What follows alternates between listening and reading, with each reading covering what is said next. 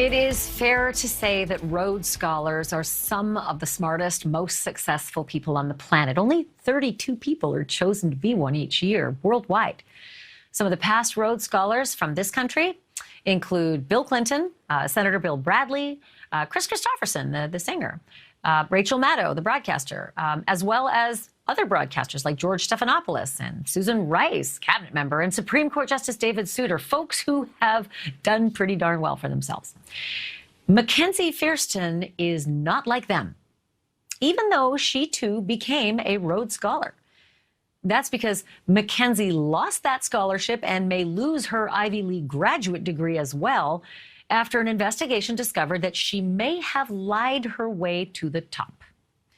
She said she was the first generation to head off to college, that she grew up poor with a history of abuse, bouncing back and forth between foster homes. That was all in the applications, the conversations. Still, she earned straight A's, was accepted into grad school at University of Pennsylvania and Ivy League itself, right? And eventually she landed that Rhodes Scholarship. And one anonymous tip later, authorities discovered that Mackenzie actually went to a $30,000 a year private school in suburban St. Louis called the Whitfield School. Turns out her mom was a radiologist, her home a pretty sweet tree-lined street. Mackenzie even spent time riding horseback as a kid. What about that application? Joining us now is Isabel Vincent, columnist for the New York Post, who has been covering this story. I just have one really simple question, Isabel. How on earth can you pull something like that off? I think it's a combination of things. For one, the common application that's used by like 1 million apply to universities in the United States. I mean, there's a lot of emphasis on overcoming adversity. So students feel that they have to emphasize something that was negative in their lives. I mean, there's a lot of the essay questions are geared to that. Secondly, I mean, the universities themselves, and speaking to, and asking that same question that you just asked me to the tutors who work with these kids, like the preparatory people have said, that the universities can't possibly fact check everything that students are telling them in this personal essay that they write. So I think that's how she got away with it. So, obviously this is really embarrassing for, I would say, the university, Penn, and for Oxford and the Rhodes Scholarship. What do they do to overcome this?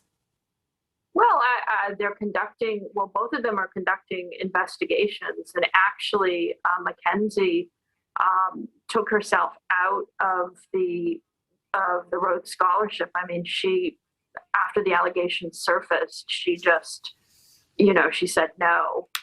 So to her credit, but she is suing the university now, alleging that this was a conspiracy against her, that she did spend, I mean, some of the stuff, like, let's be honest about some of it. Like, some of the stuff she did say was accurate. It's true she spent a year in a foster home after she had an incident with her mother, in which her mother maybe inadvertently, she didn't throw her down the stairs. It seems like it was an accident. And her mother was charged with 3 counts of child abuse, charges that were dropped about 5 months later. But still, she did end up going to a series of foster homes in 2014. So, I am sure she built, on that truth, and perhaps made it, a lot worse than it was.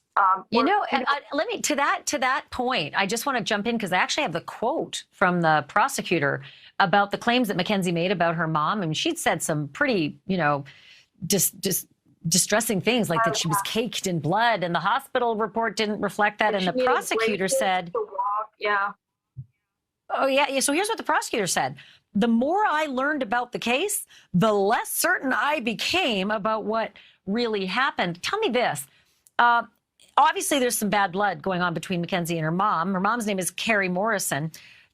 Is Carrie Morrison siding with her daughter to help sort of push her daughter's lawsuit against the school along, or is the school employing the testimony of Carrie Morrison saying your daughter is making everything up to us, just like she did to the police about you? I mean, I don't know the answer to that, but Carrie Morrison in 2014 lost her job as a radiologist at a hospital in St. Louis. She did come out and say that, Mackenzie is very much loved by her family, but nobody's commenting on this. Obviously, there's just litigation. Incredible.